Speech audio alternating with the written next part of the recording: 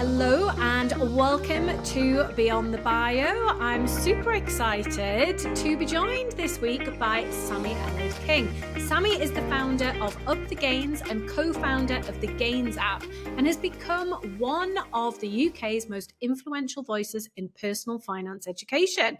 But his journey started with a challenge because in his 20s, Sammie had £24,000 in credit card debt and no financial education to fall back on. Now, instead of accepting it, he taught himself everything he could about money and paid it all off in just 18 months. That experience sparked a mission to help Britain get financially fit with practical advice that people can use in the real world. Since launching Up the Gains in 2021, Sammie has built an audience of more than 430,000 followers, generated over 1 billion content views, created the Money Gains podcast with more than 150 episodes, and produced hundreds of free financial guides. Blimey. Sammie's now building his next venture, the Gains app, which we're going to be chatting a little bit about today, which is an AI-powered money management platform launching this year. Woo! So we're going to be going beyond the bio to talk about personal experience in turning that into a powerful professional personal brand, building a business through content, and the future of financial education. Sammie, welcome to the podcast. Hey, Sophie, thank you so much. That's really weird hearing all of that in one go. It is when it's about you, but you've done some cool stuff. But that story started with 24 grand of credit card debt. That must have been pretty scary. What was the moment when you decided to take control of your finances rather than spiral into even more debt? Yeah, I had a moment on a beach in Vietnam at 3 a.m. after too many very cheap cocktails, essentially. And a friend of mine, he turned around to me and he said, "When do you want to retire?" And then he said to me, "When do you want to pass away?" And I was a slightly odd question to follow up, but I said 50, and then I said 80. And he said, "Well, that's 30 years. How much are you spending a year at the moment?" And I said a number, and let's just say for argument's sake, now it's 30 grand. He said, "Well, times 30 by 30, you got £900,000. Have you got that?" And I literally nearly choked on my very cheap cocktail. But I was actually deep in debt at that point. I hadn't told anyone. It had been building up, and it was largely me playing status games and peacocking to show off and always be the man that was out and wearing the nice things and one up someone. If they were buying something new, I'd buy something better. And I was playing a game that I was losing, essentially. On my bank balance was essentially losing. And so, yeah, that was my big aha moment, because I slowly realized that actually that, nothing was going to change, and I was never going to be able to have what I thought was actually just probably laid out for me. And yeah, it was a stark realization that I was probably going in the opposite direction. Wow, I can imagine that, and what a moment that must have been. But you didn't come from a financial background, so how did you then, having had that realization, go about teaching yourself all of the things that you now know? What was the starting point? I'm quite obsessive when it comes to anything. I think once I jump into learning about something, I just make it my sole mission to be at least very competent in that area if I don't know something. And I think it's kind of stemmed over into everything that I do. I didn't know how to make content, so I learned, and I push myself until I can keep going. And once I found money, it was like a light bulb went off in my head, not just from okay, this is going to improve my life area. It was very much like, wow, I really enjoy learning about this stuff. And I think that's what's really important. I say this to everyone, that just keep learning, because if you haven't found your thing, it will come to you in some way, shape or form. And it's having that growth mindset. And once I fell into that, I was running hospitality business. I was a very young head of marketing at 25 when I first started doing this. And I since became a director and then an owner of a hospitality group, quite young, but I never loved it. I never really loved it deep down. I just sort of fell into it because I was good at it and I just went for it. And I was quite lucky in that regard. But money was when I started teaching people, and it was very close family and friends to start off with. And this is where I really identified it. This was such a massive issue because I just thought, well, everybody knows about this stuff. It's only me that doesn't know about it. And so once I started learning, I was like, wow, no one understands these really sort of basic things. And actually, because it required an Oxford dictionary or was written by an American, we have Martin Lewis in the UK, but back then that was it. And it really opened my eyes to like there is a massive gap to fill here. And Martin, bless him, can't do it on his own. And so I think that sort of started my like, could I potentially start doing this? And once I started teaching people and I was watching their life change by like, oh, thanks, Sammy. Like I opened this account and like I'm getting an extra 3% now on my savings. Like, thank you so much, because that's going to make a massive difference to me. And I was like, oh, yeah, that felt completely different to me, because I used to send people drunk home in Ubers and then suddenly I'm changing their life. It was a very different kettle of fish. I can imagine. And then you've since gone on to build a huge audience through your content. You've sort of described there a bit of this around sort of Martin Lewis as being the example, but what do you think's made your advice resonate with so many people? I think it's because I'm an everyday person like them. I just, and I lean into that. I make mistakes now and I'm open and honest about this. I put up a post on the weekend, which was like, here's the money mistakes that I've made recently. Like, I'm sure people look at me and think that I'm like this shining light of example because they see the following, but that's just not the case. I make mistakes every single day. And I think it's really important to tell people about them because hopefully they don't make the same. And that's where it started from. It was just like, I did this, I really messed up, but now I'm here. You can do the same too, because I'm actually no different from you. And I put like 70s funk tracks behind them. I break it down. I use analogies like chocolate and food, which people can understand, like portions of the pie for investing. Everybody understands that type of stuff. But in the book, it's like jargon here, jargon here, jargon here, heavy word, dictionary required, calculator required. And the average person just goes, no idea. And past that point, they're like, I know I probably should learn about it, but it's really difficult. And so what about if someone could make it easy for me? And that's what we did. We leaned massively into education, but from a like, I always call it like the grade 5 reading level. Write like that, talk like that, and people will understand you. And this is what got the message across. And it really resonated. And we had no idea that it was going to, but it's kind of gone gangbusters since then. It sounds like it's that relatability bit, isn't it? Like they can imagine, you've been there, you've done that. You've now got to the point where you've generated over 1 billion views across your content. That is just a crazy number. That was last year. Wow. Did you celebrate? I'm really bad at this. I actually spoke about this the other day because I don't let myself look back on like what we've achieved. And then I did in January. And I was like, actually, last year was a really good year, because last year was a really tough year for me personally, outside of like what we're doing. And that's always what resonates with you, the negativity stuff, right? But then when you look back, you allow yourself to see, actually, we grew and we did really well, and there was loads of positives about the year. But that was when I realized it was 1 billion, because I counted it, because we don't count, and it was pretty crazy in a year to be able to do that. It is a lot. What have you learned about what works when educating people online? I think you have, like, there's so many creators now that are doing this, and largely because they probably see, the likes of me and plenty of others do really, really well on social media, that is. And I think that there's an allure around that. And a lot of them are extremely vanilla when it comes to the way that they put out content. It's very safe. And we were having this conversation internally this morning. Like, we've been quite vanilla and safe over the last 3-4 months. And our views are down, and we have to look at that. And that's largely because when we were really growing, we took a side, we put a stake in the ground and said, no, we stand for this. And we've come away from that recently a touch and just went into a bit more hardline education, and it's shown in the views and in the engagement. So one of the conversations we had this morning is that, like, we've just got to stand for something again and not be afraid, because when you grow online, and this is probably what I took a step back, and I actually did a video about this in December, like,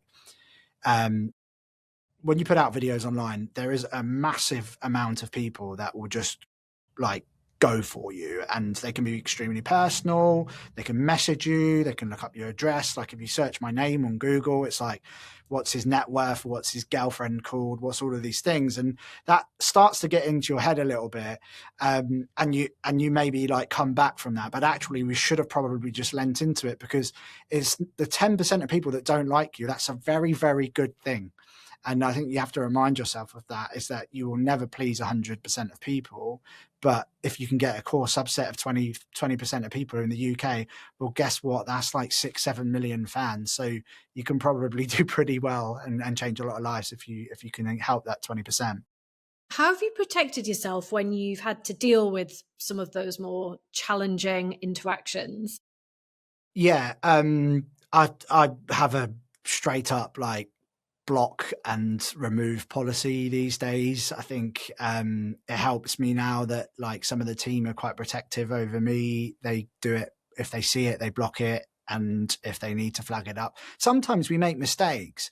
We get the maths wrong in a video. It's a personal finance, and we put out a video and we added something wrong up by a couple £100, and it can happen, right, to the best of them. And I think you've got to hold your hands up, and sometimes you go, okay, but you do have to you get a thick skin pretty quickly. Every big creator I've asked that question to says that they never ever look at their comments anymore. I was always on the side of like, I would like to try and answer back and try and help and try and guide and do this, but actually it's not worth it because their mind's already made up most of the time. And what they say to you on the comments, if they saw me in the streets, they'd probably be like, oh, hey man, I saw your video, versus what they say to me in the comments, which will be something quite personal or it's just one of those things. You get a thick skin, put it that way. Yeah, you definitely see that in this online space. It's wild the way people can speak to each other. I find it very strange. But you've now moved, obviously you're still creating content, but you're moving from being a traditional content creator to building a tech product with the Gains app.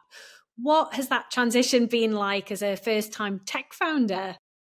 We were extremely naive. Let's just start with that. We sat in a hotel room almost, we're nearly a year since we first had that chat. And we were like, yeah, we can do this in 90 days and we could spend £50,000 to make it happen. And it was very one of those like, yeah, we can do that.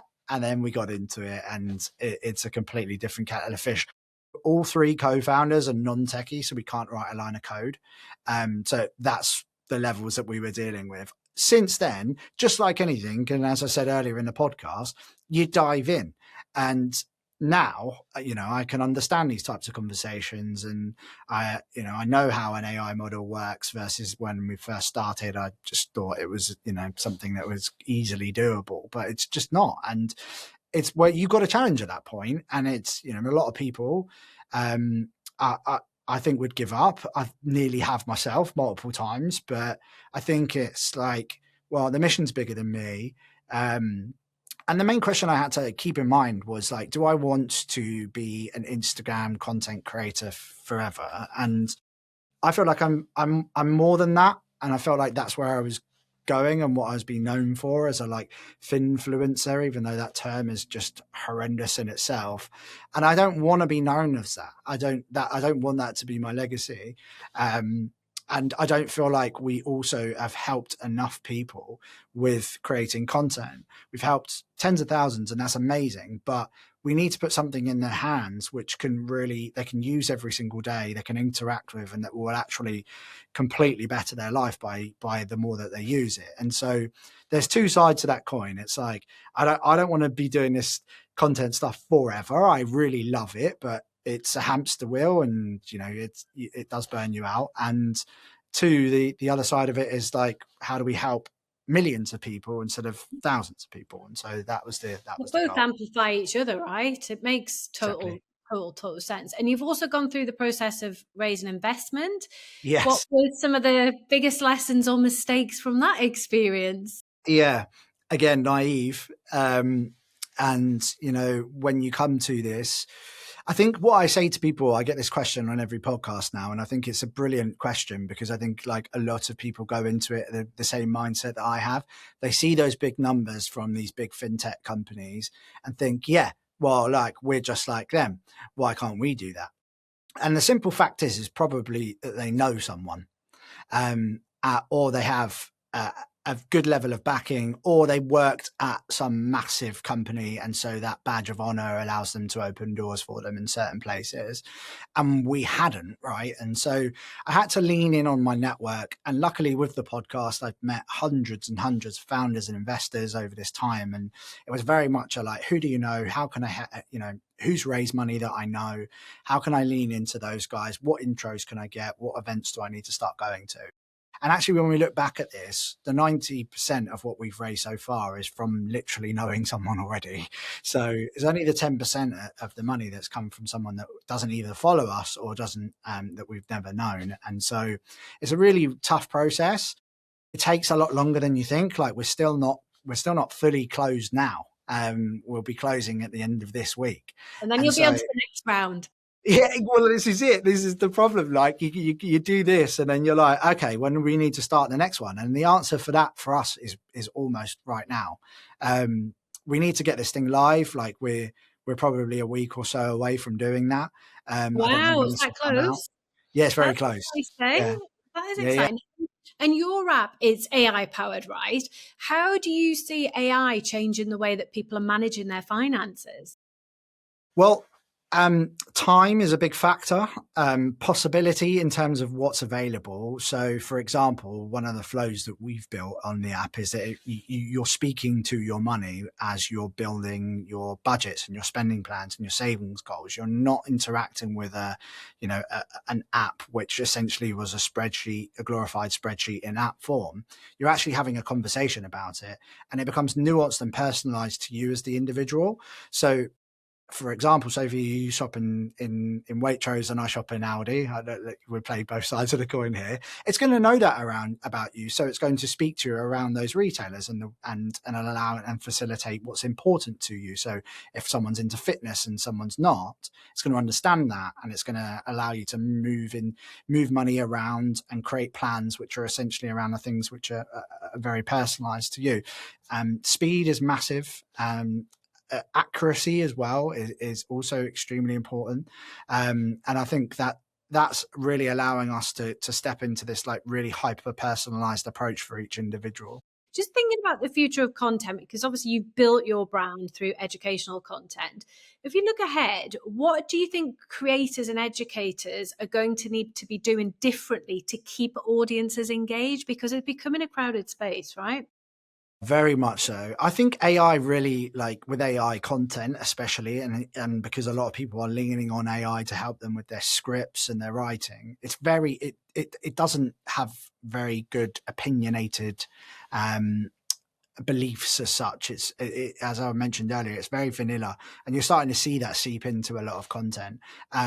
And so I think the creators that will do well will really have a very strong viewpoint and be not afraid to just voice that opinion in a way which I think communication and the way that you speak is going to become very, very apparent as we grow. And we did a social media trend study earlier in the year, and we think that actually, the more rural pieces of content, the ones where you just pick up the phone and selfie it, is actually a lot more value because people can really believe that that's real. And the hyper dopamine edited flashy bits of content are slowly seeping away, and you're seeing a lot more. They're calling it the yap, where people just jump on and yap about a topic. I've not heard that.